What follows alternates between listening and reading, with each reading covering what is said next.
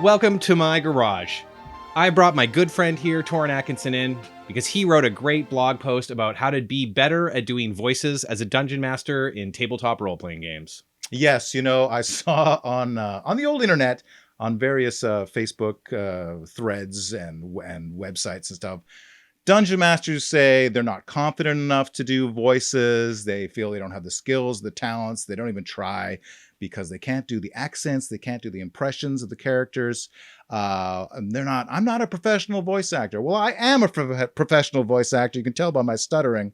And I'm here to tell you, you don't need to be a professional voice actor to do great voices, memorable, immersive character voices for your non-player characters as a dungeon master. So when I have tried to up my voice acting game in D&D, I've gone and looked up accents. And I mean, I run Curse of Strahd for a lot of my friends. So, I'm like on the internet. I found a great 3-minute video on how to do a Romany accent. There's 6 things to focus on. And I had notes and I maybe did 2 of them and they loved it, but it was nowhere near success. And it was quite a bit of work and more challenging than I expected. If you're willing to put in the work and really perfect that accent, then more power to you. But I feel like today we're going to be talking about the easy thing that anyone can do. Low key, low energy, not stressful. If you've got a voice, you can do these things. Yeah, that's actually, you were sharing with me some of the things you're going to talk about in a bit. And it's really exciting because, yeah, that is way easier than having a list of 5, how you pronounce your THs and your vowels. And this is really exciting. So, yeah, let's get this party started. Let's do it. Let's get this starty parted. What's the first magic secret you're going to teach us? The first magic secret is volume. So if you can whisper, then there's voice number 1. I'm just whispering. This is my regular voice, but I'm whispering. Now, if you want your players, at the back to hear, you might have to stage whisper. It's just whispering a little louder. You're still whispering. This could be a character. It's the whispery guy. Why would you whisper? What kind of whispery guy would you see? He could be anything. He could be a pirate. I'm the whispering pirate. Oh, maybe his throat was cut. Maybe his throat was cut. Maybe he's the guy in the alleyway, and he always talks like this. He spends so much time in the alley that he's just the whispering guy. Or he's in a punk band on the side of being a pirate, and he's just his throat's really blown out. And he could even be I'm the guy. I have so many things to tell you. I'm very enthusiastic about all the things I have to tell you, but I just have to tell you very quietly. So you can play around with the enthusiasm level, or he could just be the shell-shocked veteran who's just he doesn't like loud noises. Don't stop speaking so loudly. Maybe he had a hangover. He's got a hangover. He's like, oh guys, okay, I understand where you're coming from, and you got the quest, but just let's take it easy here. So that's one side of the coin, right? And then you could have also, hey. You could have the loud talker, the guy that has no inside voice. He just talks like this all the time. I'm the guy I'm Mike Lindell, the pillow guy. Everything I say, everyone needs to hear all the time. And it's just the way I talk. I may have things to say, I may not, but if I do, you better believe it, I'm going to be shouting them. Excellent. That could be the incompetent army captain. Exactly. He just talks everything. You have to go to the bathroom. You go to the bathroom, boy. All right. I love it. So those are really easy voices, is the whisper and loud. Super simple. All right. What do you got? What else do you got for us? All right. We're moving on to the next section. I guess this is voice 3, section 2. Yes, that's right. We can talk about enunciating and diction. You want to portray an elite noble of some kind, so you would just say everything very clearly, very precise. Maybe you're a professor in Strixhaven or something like that, and you want to be very clear. You want to be very precise. You can even, if you're a noble, you can look down your nose. Yes, you've entered my castle. That's fine. You are welcome here. But don't think that you're an equal, because you are not. I am the person who has all of the power in this situation. So what you're saying is that I should have spoken like this when I've welcomed you to my Dungeons and Dragons arena. Exactly. And maybe looked back like this. That's right. Yes. And think about Alan Rickman. You don't have to do an Alan Rickman, but think about the way he speaks. He speaks very calmly and very precisely. Yeah. Harry Potter. Thespian. Yes, thespian. So that's again, you're not doing a voice per se. You're just being yourself, but you're speaking in a very certain rhythm, I guess you would say. I love it. Now the opposite of that, obviously, is going to be the slurry. It's just all the words kind of roll together, you know, and maybe some people don't understand what you're saying, but that's part of the character. You know. This is also a very good character to show up at the end of a session if you drink while you play D&D with your friends. You're already halfway happens. into character. That's right. And you can inject some fucking stupid bullshit stuff. I don't talk properly. I'm just the guy who's fucking fuck off. I don't want to talk to you. So what you're I don't really saying know clues for your fucking quest. I don't want to be here. Like, I don't know what I'm doing, and you don't really know. I got it. It's pretty. Exactly. We're going into the gruff, growly voice, but again, you're gonna do this your regular voice. It doesn't matter. You don't have to do any special thing. You just talking properly. I love it. Yeah. That's even better. Excellent. Next, we can talk about the next item on the list is talking about cadence. Maybe you want to talk very fast. Maybe you got a fast-talking guy. Think about Mink from the that movie, the Miller's Crossing movie. You remember the guy? He came up in the lobby and he was talking to the guy, and he's maybe he was here, maybe he wasn't here. I don't know. Maybe you got something. Maybe I got some clues for you. Maybe I don't. Well, we can talk about it. And now that's obviously something that you want to manage, because you don't want to be you don't want to exhaust yourself. But that's if you got a character who's just showing up for a scene, then maybe that's your guy there. That's probably what you want to do when you've got the Coca-Cola busted out, or the caffeinated beverage, the energy drinks. Maybe slam a Monster and a Monster Energy, and then that's your dude. Yeah, exactly. You're on cocaine. And think about also like Boomhauer. He's kind of like he has that fast talking voice, and he also doesn't make any sense. So he's kind of like a cross between the two voices that we just did. And maybe he's like, oh yeah, and I have some information for you, but let's talk let's go somewhere. Let's find somewhere else we can go. And he's very skittish, and he's just uncertain, and he's he's nervous. He's a nervous guy. Why wouldn't I be nervous in this situation? Everyone would be nervous. People are getting killed left and right. You never know. I mean, there's Drow over there. I saw Drider. This guy with spider legs. It's pretty scary stuff. It's a dangerous time. You got to take precautions. So there's a fast cadence, but then of course inversely, you could have the slow cadence, and this doesn't necessarily have to be the same kind of enunciation you would have from your noble.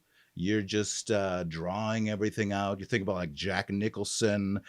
You could even go more monotone. You could be like Ben Stein from the Ferris Bueller's Day Off. Bueller.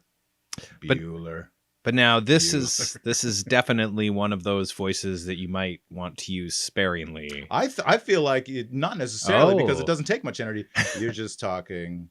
It doesn't matter. You can think about the things you're gonna say 3 sentences ahead, because your cadence is very slow. And that would probably stop the party from talking to you a lot, which really lessens the amount of energy. It could certainly, if you want to slow down the game, there's a good way to slow down the game. Just slow down your characters, and maybe your players will want to get things moving, and maybe that's you use these things strategically. What do you got for me? All right. The next one is just breathing. A pooping voice. A pooping voice. A constipated pooping voice. Oh, I love a pooping voice. You're just not breathing. And again, this is something that you have to manage. Yeah. You don't want to. This is just my voice, but I'm just like holding all the air inside of me. I love it. And that's amazing. It's the constipated guy.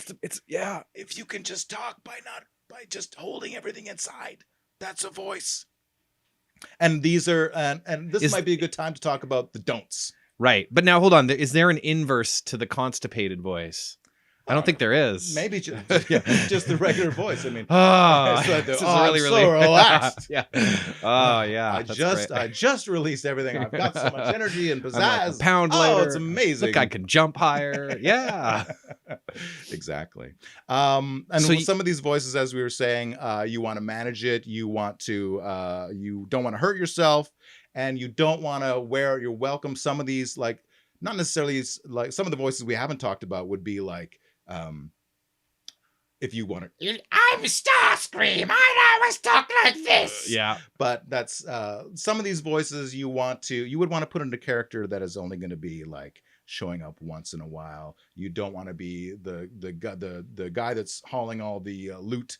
What do you call that? The lackey or the hireling, NPC. Yeah. that's always with the group and offering prophetic wisdom. You don't want that guy to be a voice that's going to hurt yourself or is going to make the characters hate him and not want him to be around. I really like the veteran whisper, like, because that's great, because that's a perfect, like, minimal energy, won't annoy the party, can throw down some and then sage maybe wisdom. they'll start like leaning in to get the story clues. time with Uncle Veteran. Exactly.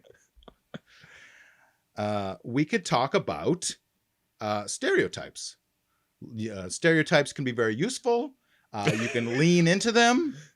You got your pirate who sounds like a pirate. You got your noble who sounds like a noble. Or you can go inverse and subvert expectations, as they say. So maybe you go into the tailor shop. I'm the tailor. I've got what you need.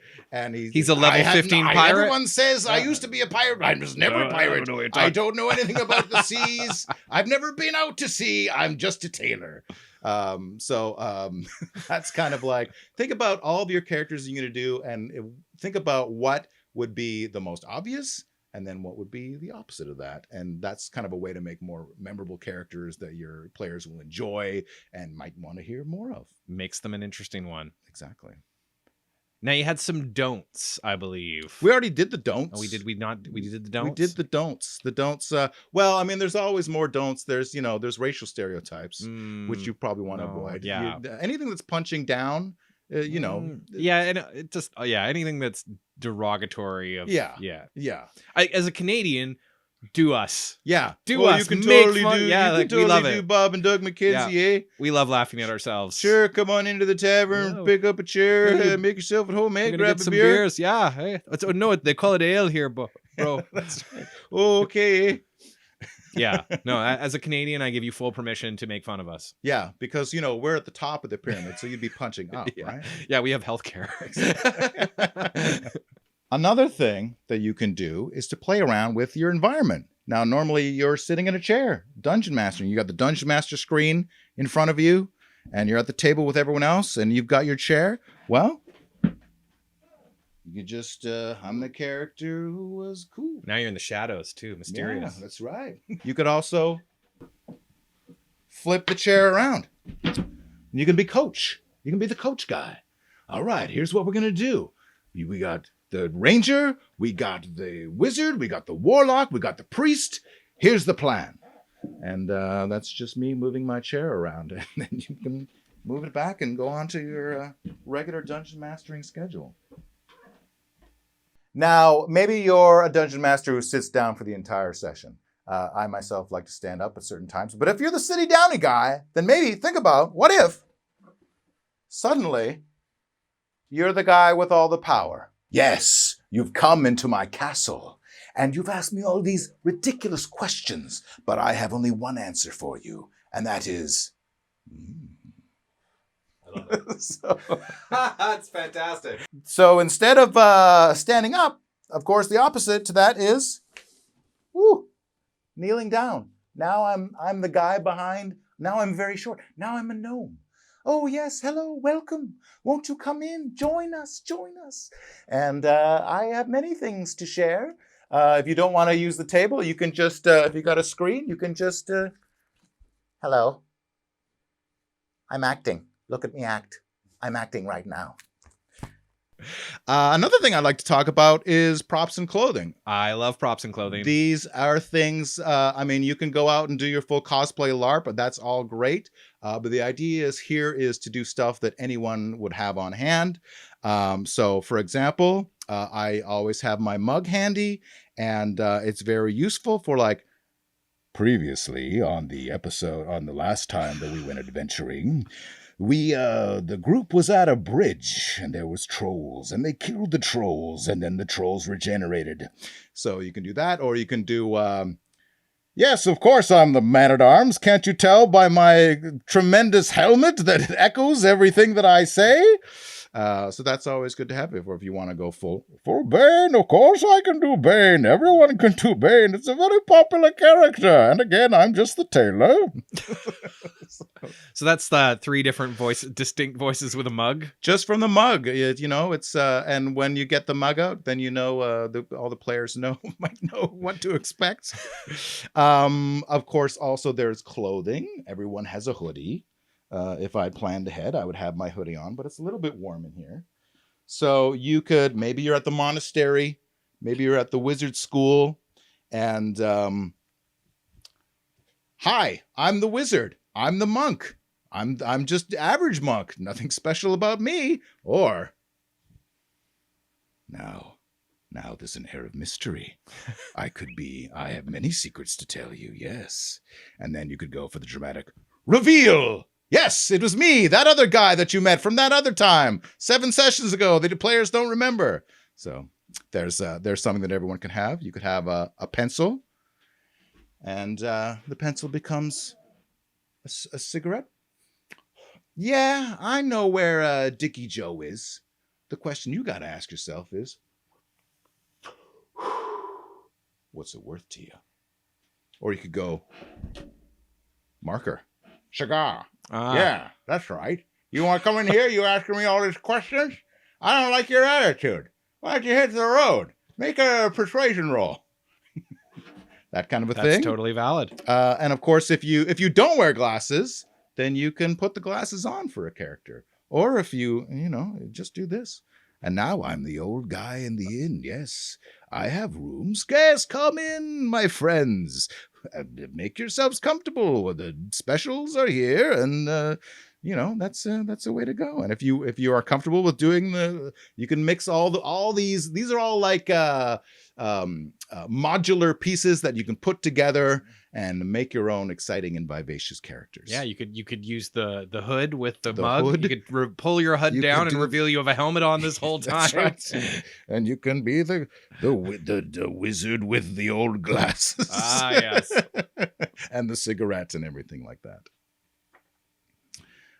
Now, also another fun thing to do, and this is a trick that actual voice actors will do in the studio while they're recording, is to actually mess up their face while they're talking. So if you want to have a guy who's just the guy that talks like he's all stuffed up, then you just hold your nose and you talk. Or you can even hold half of your nose. For 50% of the nose. Yeah, for the 50% nose guy. Or you could hold your lips. Now, I'm just talking like I normally would talk to you, but obviously there's something going on. Half of my face was melted, or, like Two-Face, or... It's got a scar. Or I'm talking up the side of my face. I got a scar. So that's something like that. You can hold your mouth open. Hi, I'm a gnome. Have you ever seen a gnome before? Or you have tusks. Yes, I have tusks. I'm the orc. I welcome you into my hut, but you better have gold and perhaps a lady for me. So, another thing that you can do is just to have catchphrases or kind of signature sounds. Think about, and it's not necessarily, like Eat My Shorts or Bart Simpson, but it could be like, I think about Sling Blade, and he would talk like this, and he'd always end his sentences with, yeah, that's love them deep fried taters. So there's like grunting. There's Edward. You think of Edward G. Robinson. See, what do you did I ever tell you my Edward G. Robinson as a baby impression? Wah, see, wah. So it's just simple things like that. Jerry Lewis. Also Professor Frink on The Simpsons, basically the same character with a lot of them. That's all very annoying acting that you can do at the table. But there's Al Pacino, hoo-ah, and these are like, even if you don't know who the character is, if you go hoo-ah, then obviously you've already created a mental picture in the minds of the players. It's like the city guard who's really excited. Exactly. Yeah. Jimmy Stewart and Jeff Goldblum kind of have the same Yes, I have things to say, but I very, or even like the other actor who directed Manhattan. It takes a forever to long say. time for say the actual words, the point of the sentences, everything. So he's just like you're just fluttering around all over the place. That's a character. So I know you advised to get a really good notebook. Assuming you're playing like in person or even not, you probably already have a binder or a notebook or something that you write down notes in. My super special secret is on the back page of my, whenever, obviously when you're DMing, the character is going to say, I'm going to go to the blacksmith and talk to the blacksmith, and you haven't prepared anything for the blacksmith. But if you've got your notebook, you can just flip to the back page. You've got your list, your repertoire of characters that you've made, and then you just pick your name. You pick your character that you've got written down. Maybe write down the blacksmith beside it, so if they come back to the blacksmith, you can do the same voice, and that's been tremendously helpful for me. I actually use I play a lot online on Fantasy Grounds, and I use Notion. It's like a note-taking app, and actually the Sly Flourish, the lazy dungeon master, he released like a campaign tracker Notion template. Oh, but I'm using that, and I've built in where I'll leave like YouTube videos of characters I'm trying to base my voices off. Right. So there was like a kobold shopkeeper, and I had a video of Gonzo the Great from the Muppets. Yes, because it's like, and they loved him like immediately, like one of the favorite NPCs because he was nuts.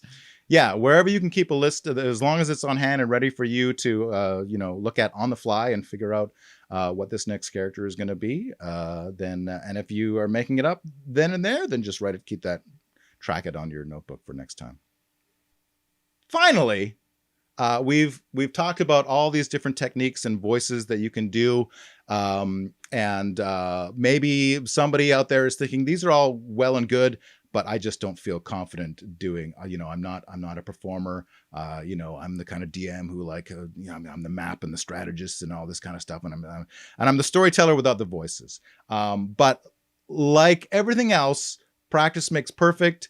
I would, pick one thing that you maybe want to try that out. See how it goes, test the waters, see if people, maybe, if you start doing more voices, maybe your players will start doing more voices. If you want the players to start doing voices, maybe, and that can create a whole more fun, immersive, dynamic group. And, I've been a professional voice actor for literally decades now, and I still get nervous, and I still practice in front of the mirror and try and, if I come up with an idea, I'll just practice in front of the mirror and try to make it as good as I can. And it's never going to be perfect. Don't worry about that. Like we said, the first step to being kind of good at something is sucking at it. So. Well, and I think you hit on a good point there with like encouraging your players to voice act, because like this is also our karaoke space, and in fact these are heavily modified karaoke mics, and like when we bring people we haven't had over with doing karaoke, there's like 4 or 5 of us, and we have a lot of songs we've done many times. But if there's a new person, we usually do a couple that we're all terrible at or don't know how to do, because it's like if we see the guy who just sang a song really well then be really terrible at some other song, it's like, okay, it's a safe space. Like if you're willing to be silly and do terrible voices, as long as they're not horribly offensive, then like. Yeah, I kind of feel like Matt Mercer, everyone loves Matt Mercer in Critical Role. Those are all professional voice actors. Don't try to be, you could try to be Matt Mercer, but be prepared to not be Matt Mercer. Well, thank you, Torin. I definitely feel like I've leveled up in my voicing for Dungeons and Dragons. I hope you take at least 3 of the techniques we've talked about today and use them in your next dungeon mastering session. I want to do the whisper. I want to do the like, even because so many times the players adopt a random shopkeeper NPC who's then thrown in with them. Right. And it's like that person would have PTSD and so many problems within exactly. Like the first, like the first 2 times they get killed and brought back by the cleric, they're going to talk like this all the time. Maybe some random pauses. Dramatic pauses. And I do like the mug gag for like a dude in plate mail. Absolutely. Maybe the city guard will roll up and they'll all be yeah, exactly. You can't understand the thing they're saying. It's like Spaceballs and Dark Helmet. Yes. That's kind of a thing. Yeah, so there's lots of techniques. I hope y'alls can use some of them, and level up your dungeon mastering experience. So if people love this video and love you, how do they throw money at you? They can throw money at me on Patreon. My name is Torrin Atkinson, and you can find me on all the social medias under my name. I'm also an illustrator for Dungeons and Dragons, various games sometimes. Ooh.